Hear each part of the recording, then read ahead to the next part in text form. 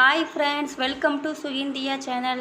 இன்னைக்கு என்ன ரெசிபி பார்க்க போறோம்னா அவரைக்காய் கிரேவி சிம்பிளா டேஸ்டியா எப்படி பண்ணலாம் வாங்க வீடியோக்கு போகலாம். இப்போ தேவையான ingredients பாத்துறலாம். 2 tablespoon oil, 1 teaspoon கடுகு, 1/2 teaspoon உளுந்தம்பருப்பு, 1 teaspoon வேர்க்கடலை, 1 teaspoon கொத்தமல்லி, 1/2 teaspoon ஜீரகம், ஒரு பட்டை, 2 கிராம்பு, 1/2 teaspoon மிளகு, 1/2 teaspoon மஞ்சள் தூள், ஒரு துண்டு இஞ்சி, 5-6 பல் பூண்டு, தேவையான அளவு உப்பு, ஒரு பவுல் நிறைய அவரைக்காய், 2 பெரிய சைஸ் தக்காளி, தேவையான அளவு கொத்தமல்லி இலை, ஒரு பெரிய சைஸ் வெங்காயம், 4 வத்தல், கொஞ்சமாக துருவின தேங்காய். நெக்ஸ்ட் ஒரு கடாய் எடுத்துக்கோங்க. 1 teaspoon கொத்தமல்லி ஆட் பண்ணிக்கோங்க, 4 வத்தல் ஆட் பண்ணிக்கோங்க,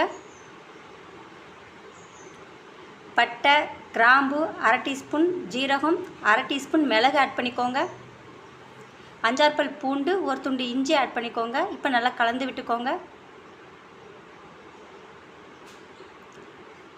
இது கூட துருவி வச்ச தேங்காவை ஆட் பண்ணிக்கோங்க. இப்போ நல்லா கலந்து விட்டுக்கோங்க.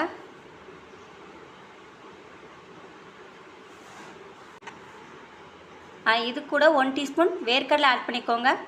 இப்போ நல்லா கலந்து விட்டுக்கோங்க. இப்போ நல்லா வதங்கி வரட்டும்.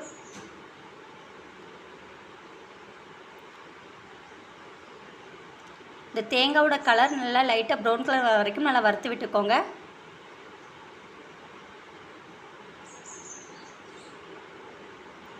இந்த ஸ்டேஜில் நம்ம மிக்ஸி ஜாருக்கு ட்ரான்ஸ்ஃபர் பண்ணிடலாம். இது கூட 2 தக்காளி ஆட் பண்ணிக்கோங்க.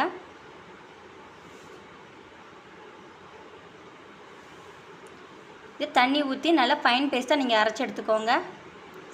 இப்போ ஃபைன் பேஸ்ட்டாக நல்லா அரைச்சி எடுத்தாச்சு. நெக்ஸ்ட்டு அதே கடாயில் 2 tablespoon ஆயில் ஊற்றிக்கோங்க. 1 teaspoon கடுகு ஆட் பண்ணிக்கோங்க, 1/2 teaspoon உளுந்தம்பருப்பு ஆட் பண்ணிக்கோங்க. இப்போ நல்லா பொரிஞ்சு வரட்டும்.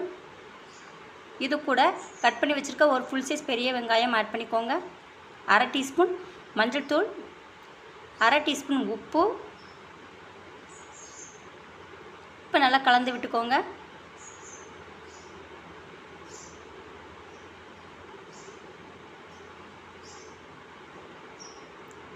இப்போ நல்லா வெங்காயம் நல்லா வதங்கி வரட்டும்.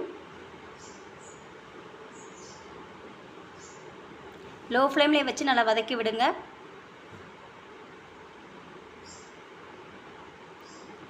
இப்போ நல்லா வதக்கி எடுத்தாச்சு. இது கூட கட் பண்ணி வச்சுருக்க அவரைக்காவை ஆட் பண்ணிக்கோங்க.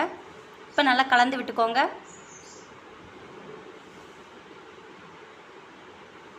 இப்போ 2-3 நிமிஷம் நல்லா இந்த எண்ணெயிலே நல்லா வதக்கி விட்டுக்கோங்க.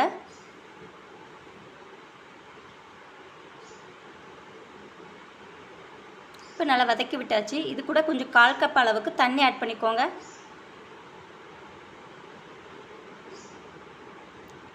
இப்போ கலந்து விடுங்க. இந்த ஸ்டேஜில் மூடி போட்டு நம்ம வேக வச்சு எடுத்துக்கலாம். இப்போ அவரைக்காய் நல்லா வெந்து வந்துருச்சு. இது கூட நம்ம அரைச்ச மசாலாவை ஆட் பண்ணிக்கலாம்.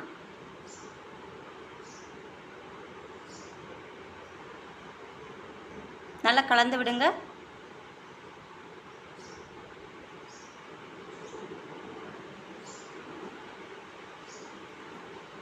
இப்போ நல்லா வதக்கி விட்டாச்சு. இந்த ஸ்டேஜில் மூடி போட்டு கொதிக்க விட்டு வேக வச்சு எடுத்துக்கலாம்.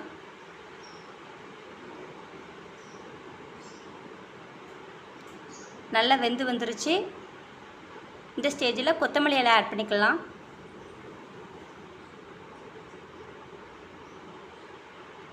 இப்போ நல்லா வதக்கி விட்டுக்கோங்க.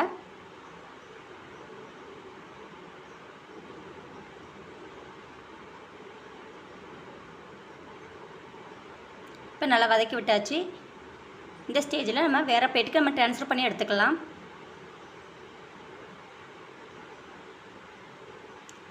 அவரைக்காய் கிரேவி ரெடி ஆயிடுச்சு.